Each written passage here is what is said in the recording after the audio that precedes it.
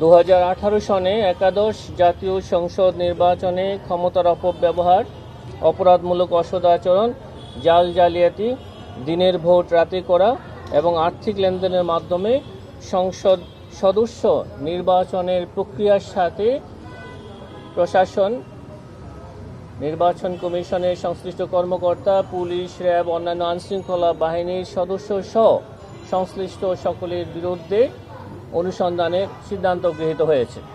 এই মুহূর্তে আমাদের কাছে যে অভিযোগ এসেছে 2018 সালে দিনের ভোট রাতে করার অভিযোগ ছিল, সেই সংক্রান্তে অভিযোগে যে বিষয়গুলো উল্লেখ ছিল সেই বিষয় নিয়ে অনুসন্ধানের সিদ্ধান্ত গৃহীত। যদি 2014 সালের অভিযোগের বিষয়েও এসে থাকে সেই বিষয়েও কমিশন প্রয়োজনে অনুসন্ধানের সিদ্ধান্ত নেবে।